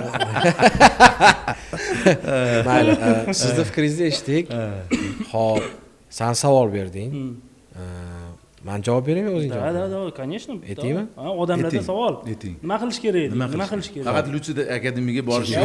Gapirib bo'ldilar. Gapirib bo'ldi. Endi meni o'zimni tajribamdan kelib chiqib, men misol uchun chet elda 6 yil, mana O'zbekistonni ko'rmadim. Orada 1 oy kelib ketdim. Mana 6 yil ko'rmay turib, shuni meni O'zbekistonga tashab turib, men nima deya olayman? Chet elda yashab turib, birinchidan o'sha to'g'ri gap aytdingiz, bilimni kuchaytiringlar.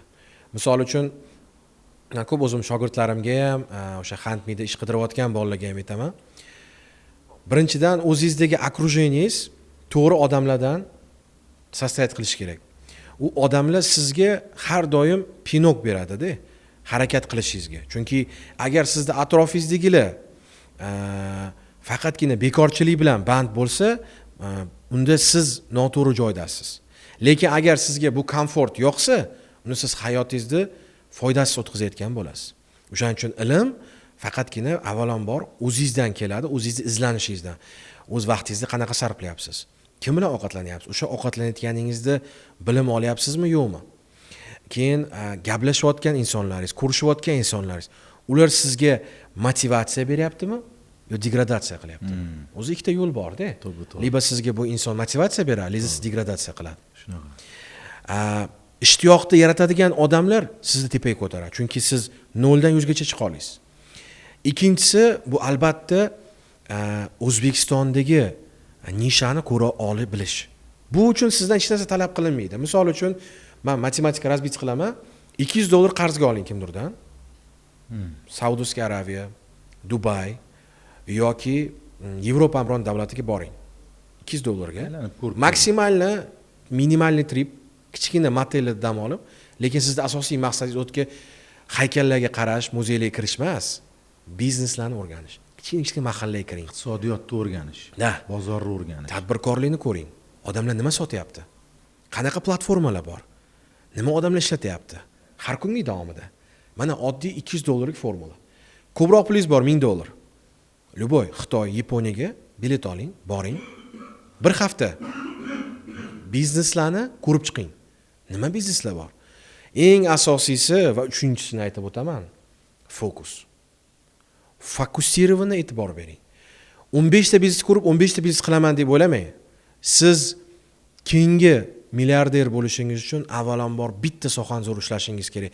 Mana katta ustozimiz Jahongir Ortiqxo'jayev alyumin sohasini ushlab turib, uni orqasidan yangiliklar yaratgan. Chunki qo'lda komanda, kuch, investment bo'lgandan keyin odam yarata oladi delegirovание orqali. Lekin sizda minimal byudjet bilan boshqa davlatdan o'rgangan prototipni O'zbekiston testировать qiling. Hozirgi ko'rib turgan hamma ovqatlanish sohalari, mana bu kofe lavkalari, asnovka bizneslari chet elda 10, 20, 30, 40 yildan beri bor bizneslar. Shunaqa. Ularni kimdir ko'rdi. $5000 bilan, $1000 bilan kimdirdan qarz olib mashinasini sotib boshladi. Mashinasini sotib Amerikaga, Meksika orqali yoki boshqa davlatga ketmadi. Mana shu yerda harakat qildi. Chunki men o'zim ham mana Amerikani gapirganda Amerika ketishini bilmaganman. Prosta o'rtog'im Davay bilan $200 berib tur, men xat topshiraman dokumentimizni. Xo'p dedi, magistraturaga kirdik. Magistraturani o'qib qaytib kelishimiz kerak edi. Lekin logistika sohasida ishlaganim uchun o'sha qolib o'sha yerda rivojlanish bo'lgan. Lekin menga agar u yo'l bo'lmaganda men tadbirkorligimni bu yoqda davom ettirardim. Chunki shu yerda ham logistika qilardim va keyingi harakatlarim o'sha san qilayotgan bir tadbirkorlik ishlari edi. Shuning uchun men o'sha 3 ta variantni berdim, aytib o'tganimdek, ilm, ikkinchisi hamma narsani okrujeniyega bog'liq va to'g'ri narsani tanlash va uchinchisi albatta kichkina narsadan kattaroq narsalarni boshqa davlatlardan o'rgangan holda O'zbekiston arenasida yaratish. Bu uchun katta ilm kerak emas, do'stlar. Faqatgina harakat va bitta narsani oxirgi zaklучение sifatida aytaman. Men ko'p ko'ryapman Instagramda odamlar nima qilishadi. Men Instagramga kirsangiz, siz Vine ko'rmaysiz. Siz faqat kompaniyalarning rivojlanishi, Google, Microsoft, Oracle'lar nima qilayotgani, qanaqa investitsiya, qanaqa yo'nalish. Sizni lentengizni bundoq qarasangiz demoqchisizda. Sizni lentengiz. Har bitta o'tkazgan vaqtim, taksidagi vaqtim, даже o'sha hojatxonadagi vaqtimni ham ilmga ishlataman. 12 bo'ladimi, 11 bo'ladimi, ilmga ishlataman. Shunaqa. Chunki har minutda bitta ilm olganimda men o'zimning g'oyalarimni hamda atrofimdagi do'stlarimning g'oyalariga bir hissa qo'shishga va ilm olishga imkoniyatli sifatida ko'raman. Shuning uchun ilm olishda Ibn Sino aytgandek to'xtash kerak emas.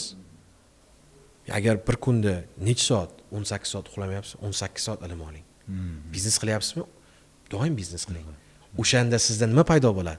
Ishtiyoq paydo bo'ladi. Siz hech ahamiyat berganmisiz Instagramda? Men bundoq bir xil narsalarni menga chiqadi-da, bundoq qarasam siz like bosgan bo'lasiz. Yengillik bo'ladi, yo bir ilm fandan yengillik bo'ladi. Men do'stlar shu joyda bir narsani aytaman, agar sizni Instagramda mana ko'pchilikda odat bor, ertalab tualetda ham Instagram bu ochig'i. Buni уже skrivat qilishi foydasi yo'q. Agar sizni Instagramingizda 1 soat, 2 soat vaqtingizni o'sha yerda o'tirganingizda har xil kerak emas kontent chiqayotgan bo'lsa, maksimalni kerak emas kontentni not interested ni bosib, o'zingizga qiziq bo'lgan kontentlarni qidirib, o'zingizga foyda beradigan kontentlarni qidirib, yangi texnologiyalar, yangi biznes g'oyalari, yangi ilm fandagi yangiliklar, o'sha narsalarga bir like bosib tashlang. Keyingi tualetda o'tirganingizda o'sha foyda bo'ladi sizga. Algoritmga to'g'ri keladi. Bu narsani men qanaqa qilib bilaman? Men har doim jiyanlarim, ukalarim bor. Instagramni shuni olaman, berib ber telefoningni deyman, Instagramingni ochib ber. Bundoq ko'raman-da. Hozir Instagramni lentasidan u odamni saviyasini bilsangiz bo'ladi.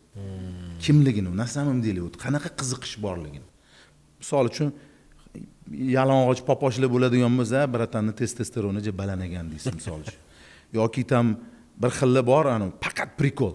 Bo'ldi, hayot umr prikol bilan o'tib ketadi, misol uchun. Tushunyapsizmi? To есть u yilda bir kunda qilganda ham mana 300-400 soat o'sha prikol ko'rib o'tib ketadi. Sen 300-400 soat prikol emas, ilm fan bilan o'tkazgin, sani fikrlashing umuman boshqa bo'ladi. Shunaqa qo'shilaman gapingizga. Endi bu yoqda aql berish niyat yo'q, faqatgina fikr. Mayli prikol ko'ring, lekin shuni ham monetizatsiya qiling do'stlar. Har doim shuni aytaman-da, misol kuchli tarafing nima? Mayli o'sha komediyami? Komediya monetizatsiya qilgan.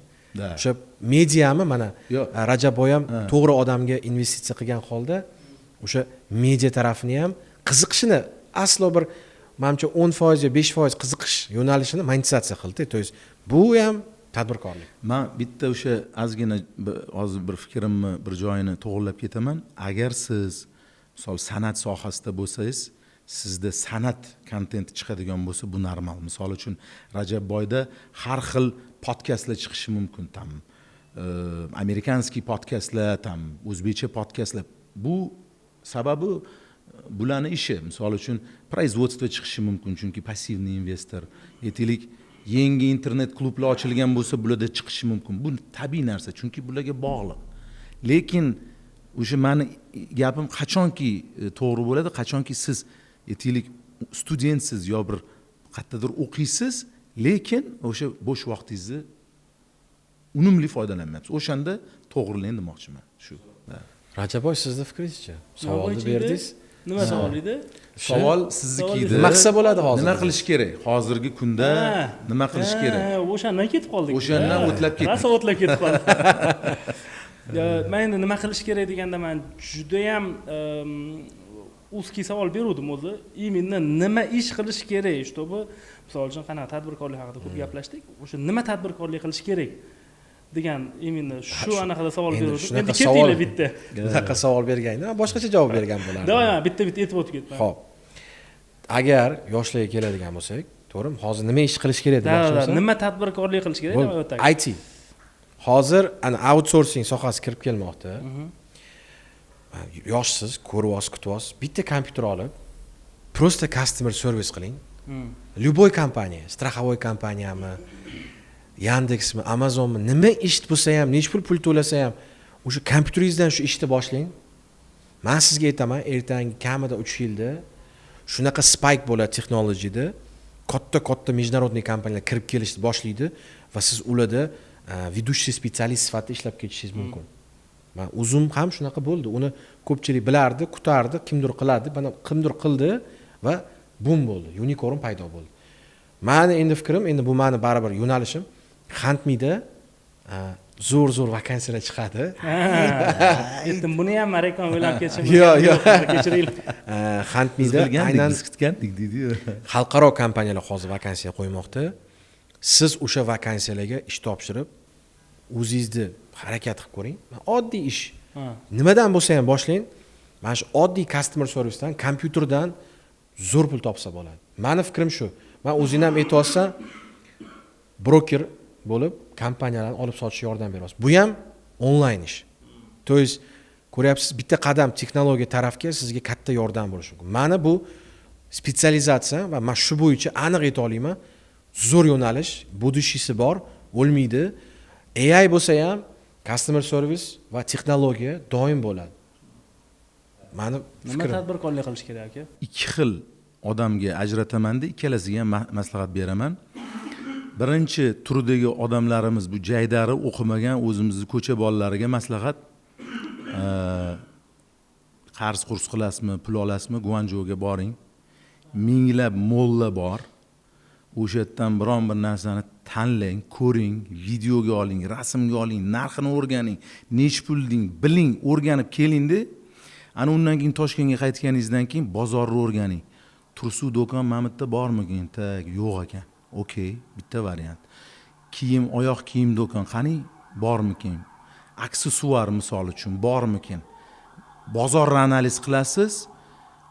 именно o'sha analiz qilganingizda ham ko'rasiz. Misol uchun shunda kartani olasizda, aytaylik, oddiy oyoq kiyim do'kon, misol uchun. Belgilab chiqasiz. Qayerda yo'q oyoq kiyim do'kon? Topasiz. O'sha yo'q joyi, mahallani, katta rayonni topasiz yo kamroq. O'sha yerda ochasiz. To'yiz o'tdagi tovarlarni o'rganasiz. Qaytib kelib bu yerda o'rganib, olib turib sotasiz. Bo'ldi. Chunki sizga eng zo'r biznes menimcha shu. Birinchi maslahat. Endi ikkinchi maslahatim, agar siz o'qigan bo'lsangiz, ilm jihatdan kuchliroq bo'ladigan bo'lsangiz, o'sha aytgan, mana sunnat aytganlardek spetsializatsiyaga keting. Misol uchun kiberbezopasnost sohasida spetsialistlar kolossalni yetishmayapti O'zbekistonda. U Rossiyadan, o'tdan, bo'tdan, Yevropadan olib kelib 3000, 4000, 5000 dollarlab, 10000 dollarlab to'lab ishlatishyapti. Ana kiberbezopasnost nima? Qanaqa kurslar bor? Qaysi kurslar zo'r? Qaysi IT kompaniyalarda misol uchun o'shani o'rgatadi? O'rganing. Kiberbezopasnostda sizga aytaman, siz o'zi 15 tami 20 ta sertifikat bor kiberbezopasnost yo'nalishida. Tasavvur qiling, 15 ta o'sha 20 ta sertifikati bor odam dunyoda 100 ga yaqin. 8 milliard aholidan 100 tacha odamda shunaqa bor. O'zbekistonda men eshitganim 6 ta sertifikati bor odamlar sanoqli, bir nechta. To'yiz siz oddiy entry level cyber security sertifikatini oling. Talab ketishadi.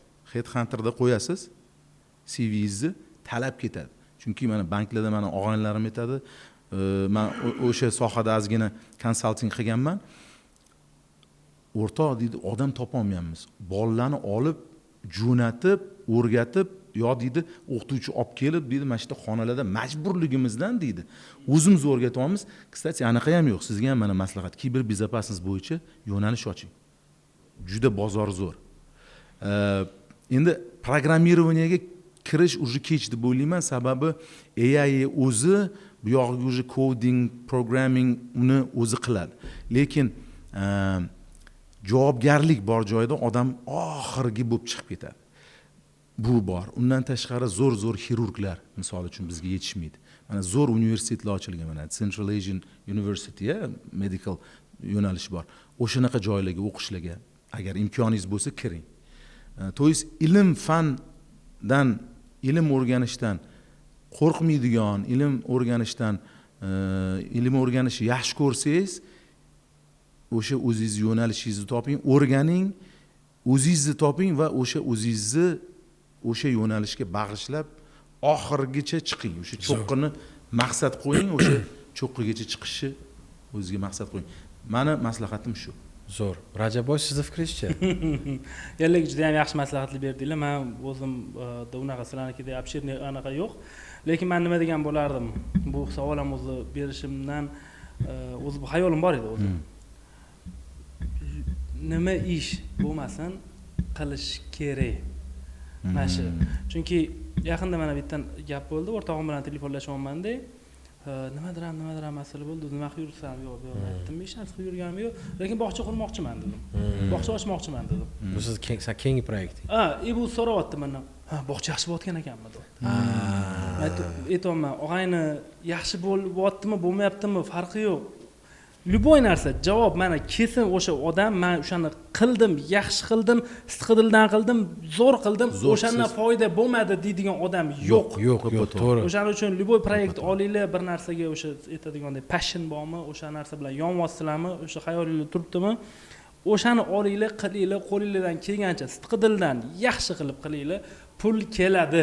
Kompyuterxonada ham xuddi shunaqada. Kompyuterxona, kompyuterxona yaxshi bo'layotgan ekan, boshqa bunaqa ekan. Yo'q, prosta men o'sha kompyuterxona olishim keldi. Bo'ldi. Nima o'sha yerda endi qo'ldan kelgancha yaxshi qildik. Qo'ldan kelgancha bolalar o'tirib yaxshi gaplashadi odamlar bilan, urushib bermaydi, janjal qilib bermaydi, boshqa qilmaydi-da. Yaxshi bo'lyapti, ko'z tegmasin.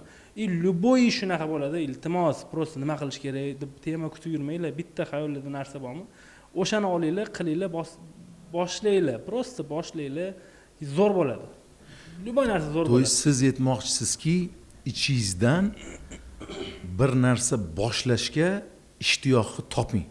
Shunaqa. Va o'zingizni o'sha bir narsa boshlashga tayyorgarlik qiling Yo, deb. nafaqat ishtiyoq, uni Prosta emas. boshlash Yo, kerak. man Amerikada bitta fraza borda biznesda, right here right now. Ha. Misol, you got idea, do it now. Shunaqa. Ideya keldimi, qiling shuni. Kechasi uxlab olsizmi, o'rningizdan turingda, yozingda, ertangi kun shuni qanaqa qilish yo'lini toping. Nimaga? O'zi butun dunyo mana bu qonun qoida bo'yicha ishlaydi. Bitta g'oya sizni boshingizga berildimi, bu g'oya sizga berilishi sababi chunki u sizda birinchi, keyin esa boshqalarga beriladi. Shuning uchun mana sani bog'cha ideyasi paydo bo'lgansa, sen o'sha yo'nalishda Rajab o'sha yo'nalishda kamchilik ko'rgan, o'ziga yarasha o'zgarishlar ko'rgan va o'ziga yarasha o'sha siz aytgandek regionni ko'rgan, qayerda shu yetishmovchiligi bor. Chunki очередь bor bog'chalarda, odam ko'p, bola tug'ilishi doim bor, O'zbekistonda eng baland tug'ilish, o'sha orqasidan shuni ko'ryapti. Bu degani haqiqatan ham zo'r narsani aytding. Bu o'zi prosta Keldimi qilish kerak. Shunaqa statistikani ochib qaraladigan bo'lsa ham, misol realniy kuniga bitta bog'chadan ko'payganda, menimcha 10 yilda ham hali yetib kelmayganmiz. Yetib kelmaydi. Menimcha, o'shaning uchun не только men uni yetib. Menda ham bor g'oya bor, Orlandoda bog'chalarga hali ham очередь. Ha, o'shada bunaqa narsadan juda ko'p. Juda ko'p. Ha, misol magazin ko'p deymiz, boshqa deymiz, bitta video ko'rib qoldim-da, apteka ko'p. Apteka ko'p, to'g'rimi? Toshkentda apteka tiqilayotibdi. Bitta odam, men uni nimadan ko'rdim, esimda yo'q. O'sha aptekachilardan intervyu olganmi, o'sha aytayotdiki, bitta aptekachidan agar pulingiz bo'lib qolsa nima qilarsiz? Yana bitta apteka qurardim. To есть, baribir ham yetishmovchilik. Aytaman, любой narsani olib, pul qachon kelmaydi? Men o'rtog'imga aytgan gapim bor-da. Pul qachon kelmaydi deyman. Bilasam, qachon kelmaydi? Qachon? Hech narsa qilmasang kelmaydi. Bo'ldi.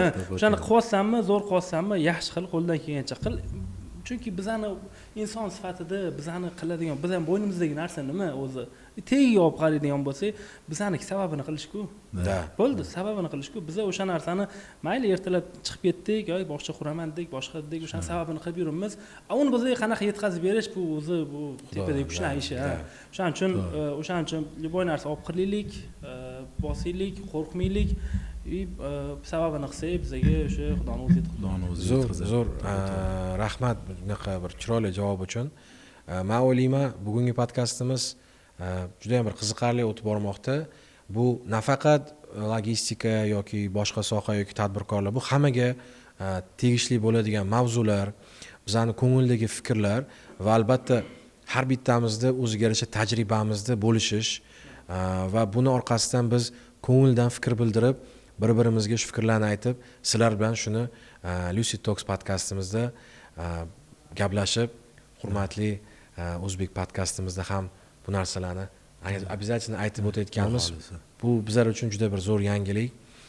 Shuning uchun ham podkastimiz davomida avvalambor do'stim Rajabboyga rahmat demoqchiman. Rajabboy, kelganingiz uchun rahmat. Rahmat, chaqirganingiz uchun. Aslida mana Lucid Talksga ham, O'zbek podkastga ham bu podkast sohasida hozirgi kunda o'sha Jamalung cho'qqisiga chiqqan nima gapi asoschilaridan biri kelishi ochig'i men uchun ham, Sunnat uchun ham juda yaxshi, xursandmiz. Sizga rahmat, fikrlaringizga nima deydi, rozi bo'ling.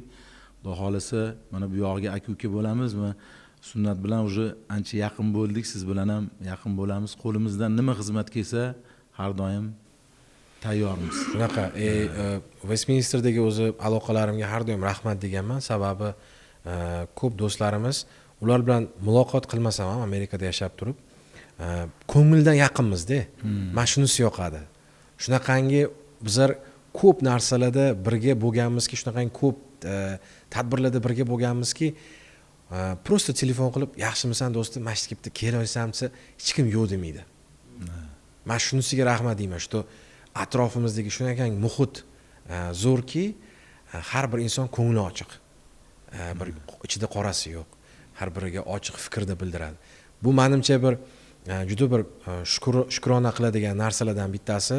Shuning uchun ham shuni bir aytib o'tmoqchi edim, как благодарность sifatida. Rahmat. Azahir gaplashdim. Sizlar ham o'zingizlarga bir qanaqadir ham foydali narsa olgan bo'lsanglar, biz 100% boshimiz osmonga yetdi.